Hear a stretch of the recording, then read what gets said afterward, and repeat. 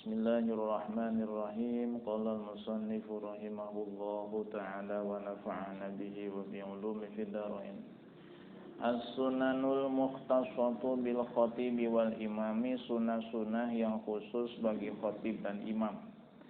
Kalau kemarin yang jumlahnya 19 itu sunnah yang sifatnya umum ya. Kalau ini jumlahnya 20 khusus bagi imam dan khatib. Tapi jangan setelah mendengar judulnya khusus imam dan khatib malah saya mah nggak mau ngaji lah. Kenapa? Bukan imam, bukan khatib saya mah. Tetap ya. Mungkin suatu saat nanti ya, entah itu dalam keadaan darurat ya jadi imam atau jadi khatib kan sudah punya ilmunya. Ya, begitu. Yang pertama ayyakunal khutbatu 'alal mimbari aw 'ala murtafi'in. Sunnah yang pertama adalah khutbah dilaksanakan di atas mimbar ya, atau di atas murtafi, tempat yang tinggi ya, tempat yang seperti ya di Masjid At-Taqwa. Kalau yang dulu itu bukan mimbar ya, dulu itu namanya apa? Podium ya, podium aja lah. Karena itu ya bukan tempat yang tinggi dan bukan mimbar. Jadi kesunahannya nggak ada. Kalau sekarang alhamdulillah sudah punya ada mimbar tuh ya, kayu, itu sudah dapat kesunahan yang pertama. Nah, jadi sunnah-sunnah yang khusus bagi khatib dan imam, ya meskipun kita bukan imam dan khatib, tapi kalau kita sebagai misalnya DKM ataupun orang yang bertugas untuk mengatur ya kegiatan di masjid, kita bisa menerapkan sunnah-sunnah ini ya. Ketika khatib datang itu sudah tinggal mempraktekkan saja beliau. Kalau beliau punya ilmunya, jadi sudah tersedia. Kadang khatib mau mempraktekkan, cuman karena fasilitasnya tidak ada di masjid bingung dia. Akhirnya ya sudahlah yang ada aja dipakai gitu. Ya. Jadi yang namanya khutbah itu sunnah di atas mimbar. Atau kalau tidak ada mimbar, murtafi ya, tempat yang tinggi, tempat yang tinggi. Dan mimbar itu ya modelnya macam-macam ya. Mau seperti di At-Taqwa atau Masjid Nabawi yang sangat tinggi menjulang ke atas. Memang kayak gitu. Mimbar Nabi itu cuma tinggi ke atas. Ya, bisa 2 meter atas itu. Kayu, sampai sekarang masih ada kayu ya, dari kayu. Baik. Ada yang sampai 3 meter itu mimbar. Iya. Yang kedua, sebelum kita lanjut yang kedua, masih yang pertama juga. Di sini ada tambahan ya, bahwa mimbar itu sunnah diletakkan di sebelah kanan mihrab. Kalau mihrabnya luas, kayak dia tahu kan sebelah kanan tuh. Nah itu pas, itu cocok pas ya. Jadi kalau mihrabnya luas, itu mimbar sunnah diletakkan di sebelah kanan. Nah, itu posisinya. Kemudian sunnah yang kedua, ayyusallima 'inda dukhulih. Disunahkan khatib ya mengucapkan salam ketika masuk masjid ya. Berarti masuknya kapan ini? Sunnahnya itu kapan masjid? Apa khatib atau imam? Ya sunnahnya pas mau naik mimbar, pas mau khatib, ya pas mau khutbah. Jadi jangan datang duluan, ya. Khatib itu sunnah datangnya paling belakang, ya. Makanya kalau disediakan pintu akses untuk masuk langsung ke mihrab itu bagus. Jadi khatib itu ya masuknya di pintu depan itu, nggak mesti ngelangkahi makmum yang di belakang, nah, gitu. Ya. Iya, memang afdalnya gitu. Jadi kalau sholat Jumat setelah adzan pertama, Allahu Akbar, baru khatib masuk tahiyatul masjid. Ketika masuk, salam dulu, assalamualaikum warahmatullahi wabarakatuh. Ketika masuk. Wa 'indal mimbari qabla su'udi, dan di hadapan mimbar sebelum naik.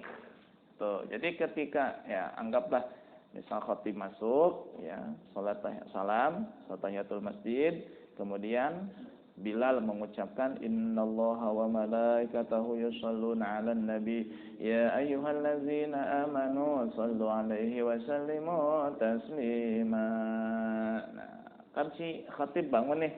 Nah, sebelum naik mimbar sunnah salam dulu ya. Kalau ngikutin sunnah di sini ya. Sebagaimana dalam kitab-kitab fikih yang lain juga sama. Assalamualaikum warahmatullahi wabarakatuh. Baru naik ke atas. Setelah naik ke atas, masuk sunnah yang ketiga, ayyuk bila 'alal musallina ba'da suni. Setelah naik ke atas, sunnah si khatib menghadap jamaah. Wa yusallim 'alaihim, lalu mengucapkan salam lagi. Berarti salamnya berapa kali itu?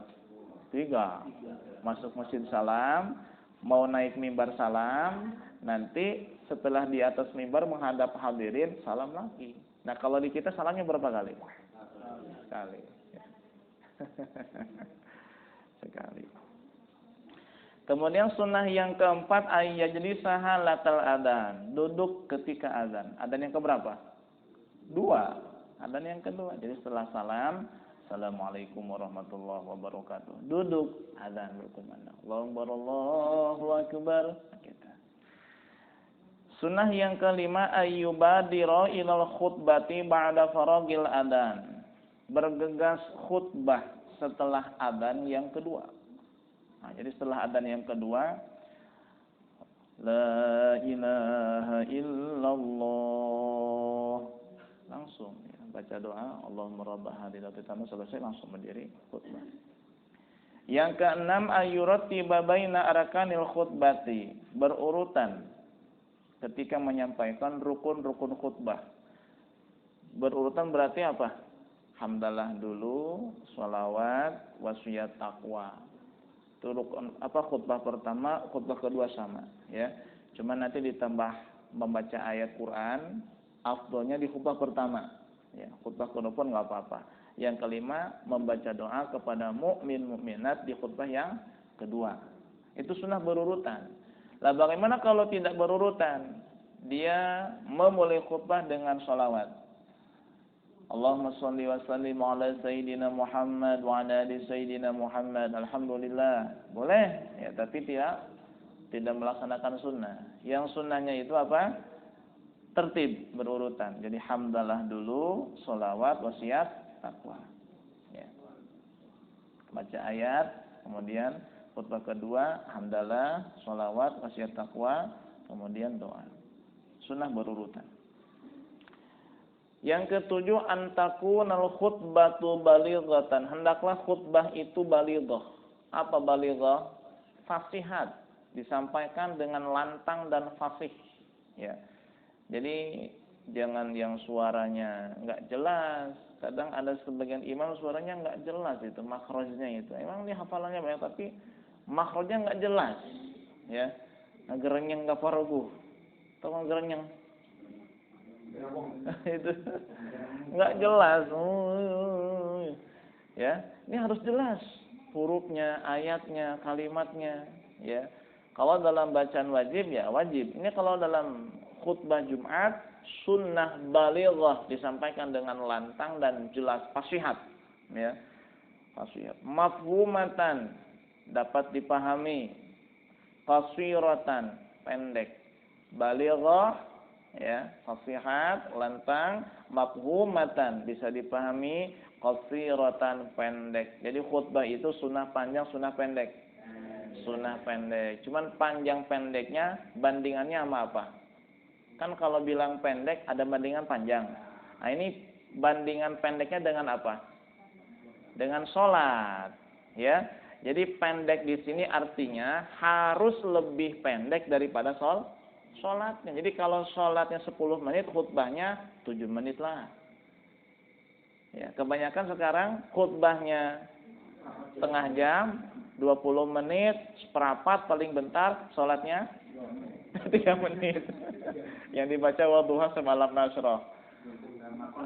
Kulhu sakuli sama kulhu, ya Allah. Salat seminggu sekali kuliah kulhu. Masya Allah, ya.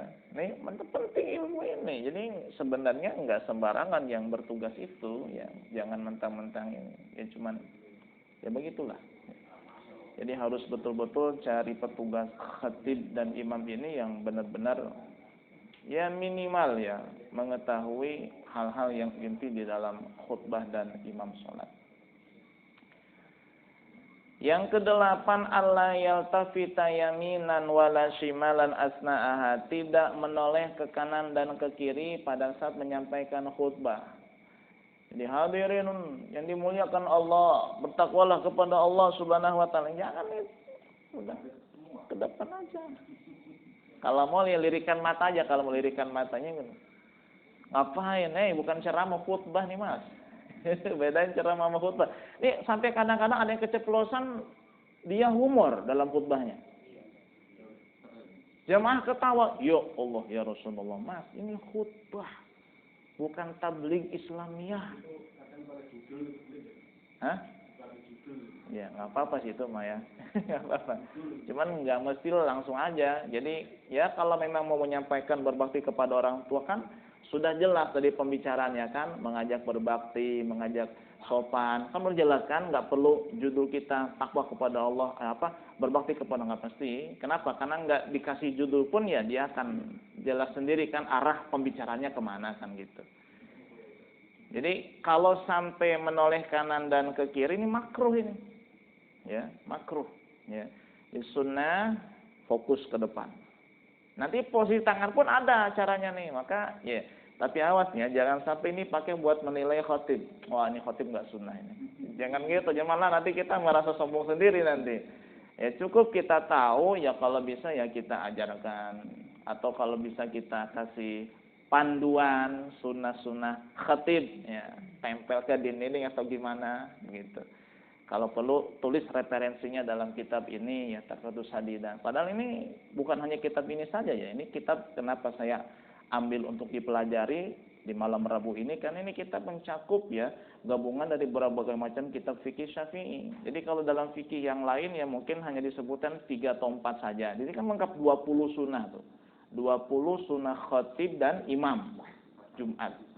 Iya betul, bisa ditulis biar nanti baca sendiri. Gitu. Jadi secara tidak langsung kita menyampaikan dakwah juga kan, menyampaikan dakwah tanpa menyinggung perasaan orang lain. Gitu. Sunnah tidak menoleh ke kanan dan ke kiri asnaha di tengah-tengah khutbah. Ya, sebab ini bukan ceramah, bukan tablighul Islami.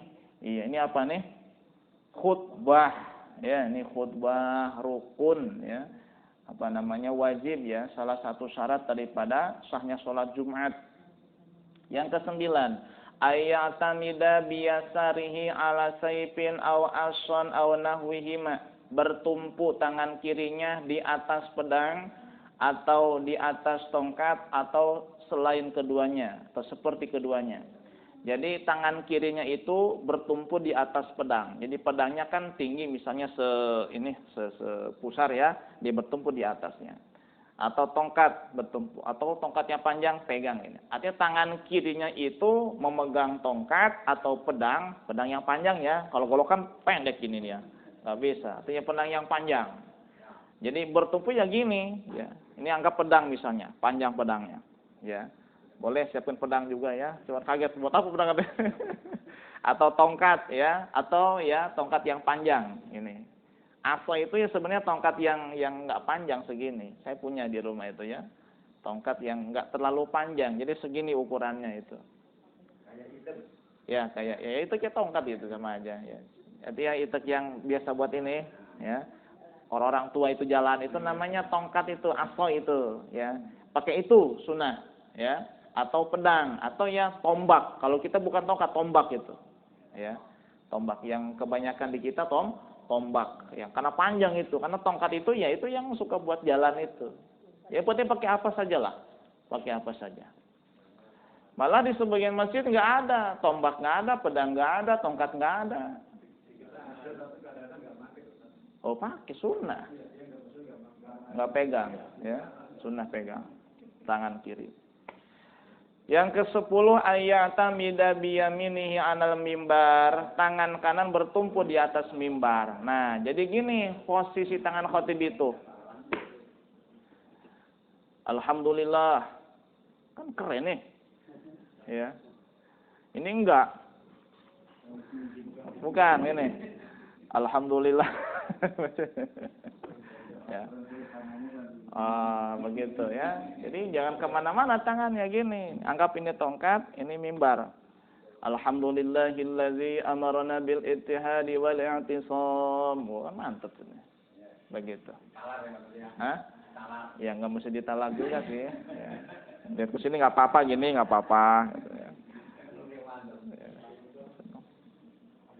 gitu. Yang ke-11,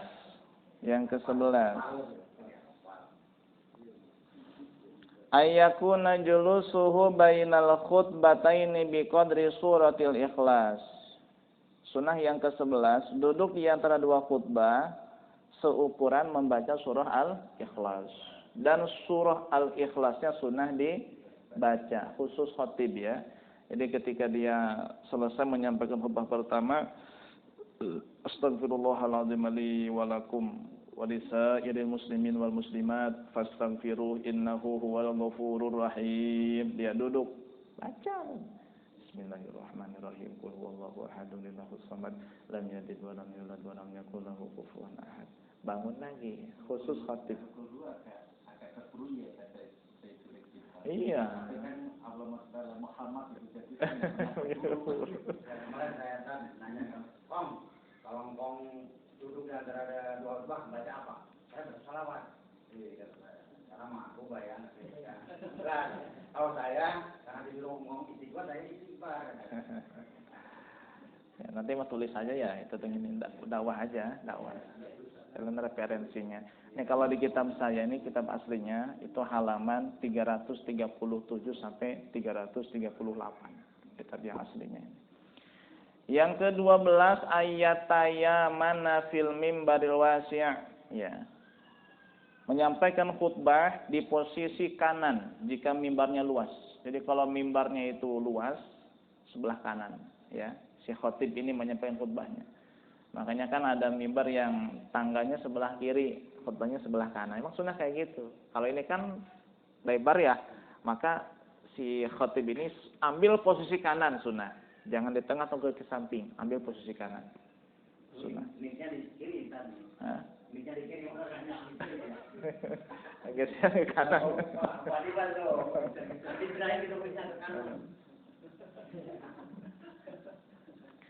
Yang ke-13 ayyahtimal khutbatas tsaniyata biqaulihi astaghfirullah li walakum. Menutup khutbah yang kedua dengan kalimat astaghfirullah li walakum. Ya, jadi selesai khutbah yang kedua, kalau di kita mah pakai ini apa? Innallaha ya'muru bil 'adli wal ihsani wa ita'i dzil qurba wa yanha 'anil fahsya'i wal munkari wal baghi ya'idzukum la'allakum tadhakkarun. Fadhkurullahal 'azim yadhkurukum washkuruhu 'ala ni'amihi yazidkum was'aluhu min fadli yu'tikum wa la dzikrullahi akbar. Gitu kan? Nah, itu boleh juga, cuman yang versi kitab ini sunnah akhirnya astaghfirullah li walakum. Gitu. Yang ke-14 alla yusyiru biyadi. Nah ini tidak isyarah dengan tangan. Jangan hadirin. Tapi ada sini illa li hajatin, kecuali ada hajat, ada kebutuhan, ya. Ada hajat. Artinya mungkin dia terbawa suasana ya, dengan semangat menyampaikan khutbah. Iya. Berkurbanlah hamba-hamba Allah sekalian. Jangan 1, 2. Gitu ya. Jadi kalau ada hajat boleh, kalau nggak ada hajat jangan. Artinya kalau hanya khutbah-khutbah biasa ya, artinya tidak ada penyampaian yang mendesak, tidak ke bawah suasana harum misalnya, nggak usah, gini aja posisi. Gimana gini ya? Udah gini posisi. Nggak usah. Ya. Iya, ini masalah. Ada yang sampai humor segala saya dengar. Belum pernah sih saya nyampein belum, tapi ada yang nyampein, ada yang katanya sampai ketawa. Masya Allah, Masya Allah. Jadi hampir banyak yang. Nah kalau memang ada hajat, ada keperluan berisyarah, fayusyiru bisababati, isyarah pun dengan telunjuk, ya ini. Jadi kalau memang harus isyarah ya, harus isyarah. Ya. Misalnya, lihat negeri Andalusia, 800 tahun Islam berjaya di sana. Sekarang tinggal nama saja, wah boleh tuh. Ya. Kalau memang ada hajat keperluan ya, biar orang itu yang tidur pun, yang ngantuk pun jadi buringas. Apa buringas itu? Jadi semangat kan gitu. Telunjuk. Yang ke-15 alla yaduqa darajal mimbari birijlihi awasah, tidak mengetuk anak tangga mimbar dengan kaki atau dengan tongkat. Ya. Jadi jalannya jangan duk duk duk, yang pelan aja. Gitu. Kemudian yang ke-16 adamul israfi tsaniyah, tidak tergesa-gesa di khutbah yang kedua. Yang ke-17 qira'atus surati Qaf ba'da qira'atil ayah, membaca surah Qaf setelah membaca ayat. Jadi setelah membaca ayat, baik di khutbah pertama ataupun khutbah kedua, sunnah membaca surah Qaf. Bismillahirrahmanirrahim, Qaf wal Qur'anil Majid, dan seterusnya. Ini mah enggak ada yang bacanya kepanjangan soalnya Qaf itu ya. Ya. Kemudian yang ke-18 ayyubadirul muadzinu fil iqamati ba'dal faraghi minal khutbati mubasyaratan. Muadzin segera iqamah setelah khutbah selesai. Jadi setelah khutbah kedua selesai, muadzin buru-buru iqamah.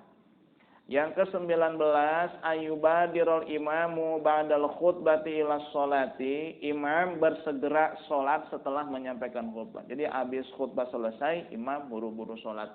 Nggak perlu ada pengumuman segala macam. Saya pernah menyaksikan ada sebagian masjid, khotib itu menyampaikan pengumuman setelah khutbah yang kedua. Ya, wala dzikrullahi akbar, sebelum iqamah pengumuman, hadirin jangan duduk pulang, nanti pada sholat Jumat kita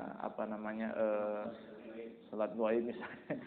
Nah, ini nanti uminnya sebelum khutbah, jangan setelah khutbah kedua, kan mau sholat ini buru-buru. Kenapa kok sunnah buru-buru? Sebab setelah khutbah kedua kan wajib mualat dengan sholat Jumat itu ya. Iya, berturut-turut, jadi jangan sampai diselang. Ya kalau sampai kelamaan jedanya itu kan bisa menyebabkan sholat Jumatnya tidak sah. Begitu. Yang ke-20 ayyaqra'a fi sholati jahran suratayil jumu'ati wal munafiqin. Disunahkan di dalam sholat Jumat membaca dengan lantang dan keras dua surat, Al-Jumu'ah dan Munafiqun. Jadi di rakaat pertama setelah Fatihah surah Al-Jumu'ah. Bismillahirrahmanirrahim. Yusabbihu lillahi ma fis samawati wa ma fil ardi malikil quddus, seterusnya. Rakaat kedua, idza ja'aka munafiquna qalu. Ya, surah Al-Munafiqun. Jangan potong-potong. Lengkapin, ya, lengkapin. Satu surat, ya. Rakaat pertama Al-Jumu'ah, rakaat kedua Al-Munafiqun. Sebagian orang dipotong. Dibacanya dari ya ayyuhalladzina amanu idza nudiya lis-salati min yaumil jumu'ati. Rakaat kedua, ya ayyuhalladzina amanu la tulhikum amwalukum. Potong-potong. Gimana kalau tidak hafal surah Al-Jumu'ah atau Al-Munafiqun atau dibacanya malah sepotong-sepotong? Apakah tidak ada alternatif lain? Awil a'la wal ghasyiyah. Nah, kalau memang Al-Jumu'ah enggak dibaca, gantinya surah Al-A'la, sabbi isma rabbikal a'la. Rakaat kedua ganti Al-Munafiqun surah Al-Ghasyiyah. Hal ataka haditsul ghasyiyah. Banyak atau yang meninggalkan sering? Banyak sering-sering ya. Masyaallah. Iya, Al-A'la sama Al-Ghasyiyah. Jangan jauh-jauh dari Jawa, di Jawa juga sama. Al-A'la Al-Ghasyiyah. Ya. Ini malah kuliah sama Masya Allah, Mas. Jumat bukan maghrib. Nah, nggak apa-apa sih kalau secara sama sah. Cuman kan apa nggak sayang sekali doang dalam satu pekan? Harusnya kan sempurnakan dengan sesempurnanya, ya. Dengan segala kemaksimalan dalam melaksanakannya. Begitu. Masailu minal jumu'ati. Ada beberapa masalah terkait masalah Jumat ya. Cukup tadi 20, kita lanjut sisanya 4. Masalah yang berkaitan dengan sholat Jumat. Yang pertama, idrakul jumu'ah. Kapankah seseorang itu dikatakan mendapatkan sholat Jumat ya, berjamaah dengan imam? Disebutkan oleh beliau, idza adraka rak'atan ma'al imami adrakal jumu'ah. Yaitu jika seseorang mendapatkan satu rakaat bersama imam, maka ia dikategorikan telah mendapatkan Jumat, telah menemukan sholat Jumat. Begitu. Minimal satu rakaat. Jadi sholat Jumu'ah itu wajib berjamaah satu rakaat. Di rakaat yang pertama. kalau memang dia statusnya dari awal bersama imam, atau di rakaat kedua kalau memang masbuk. Ya. Jadi satu rakaat itu bisa didapatkan dengan cara mendapatkan apa? Mendapatkan rukunya imam berarti ya, atau dari awal sudah bersama dengan imam. Ya. Jadi jika seseorang mendapatkan satu rakaat bersama imam, maka ia dikatakan telah mendapatkan sholat Jumat, telah menemukan sholat Jumat. Wa yudrikuha kadzalika idza adraka ma'a masbuqin rak'atan 'inda Ibnu Hajar khilafan li Ramli. Begitu juga katanya. Ketika seseorang mendapati satu rakaat Jumat dari makmum yang masbuk, nah ini juga sama, dikatakan mendapat Jumat.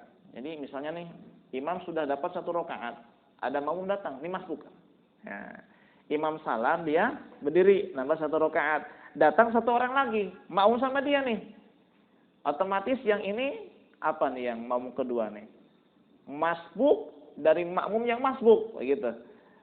Paham? Nah ini makmum yang kedua nih, yang makmumnya bukan kepada imam asli tapi kepada makmum yang masbuk nih, dia mendapat satu rakaat. Apakah dikatakan dia telah melakukan Jumat? Ya, itu termasuk Jumat juga.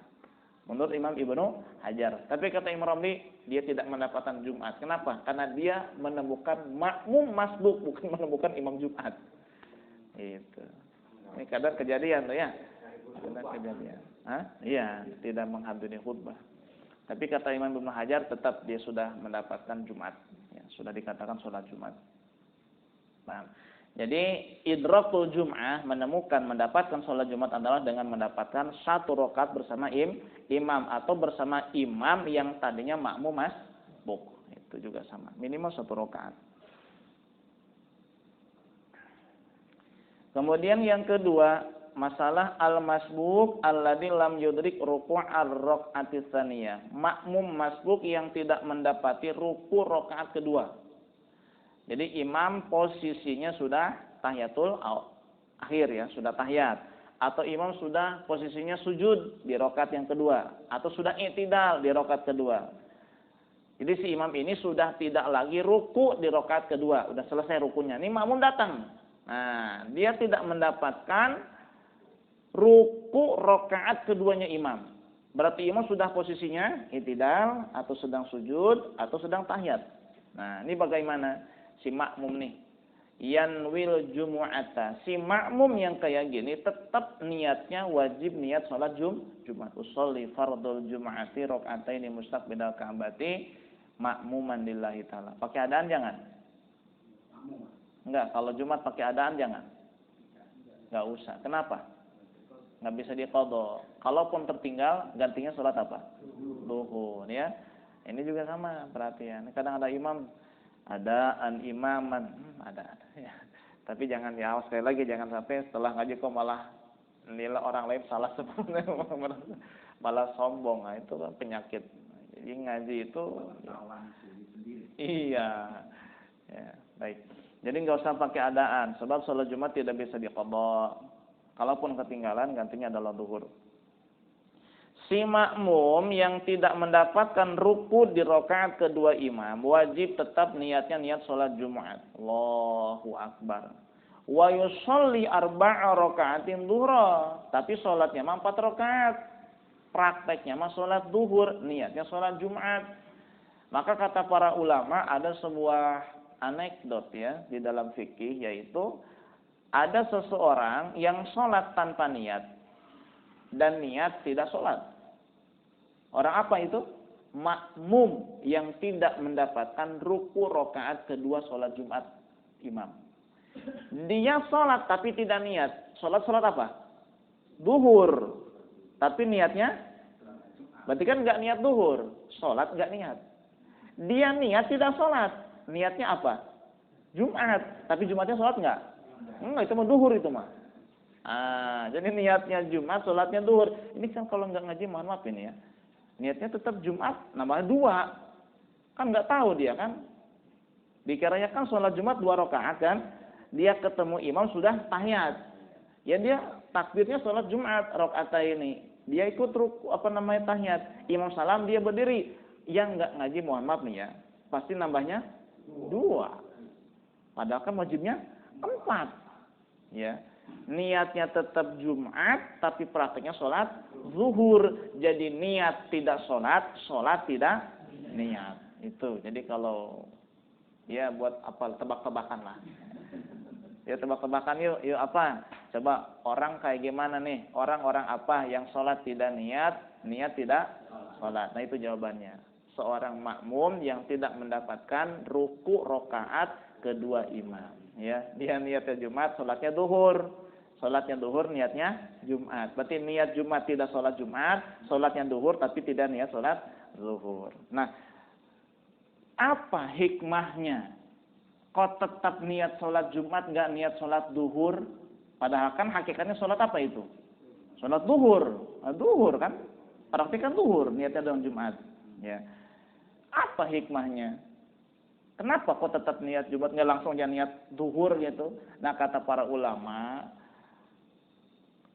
takut ada satu kemungkinan imam ini lupa meninggalkan satu rukun, kemudian imam ingat pada posisi tahiyat.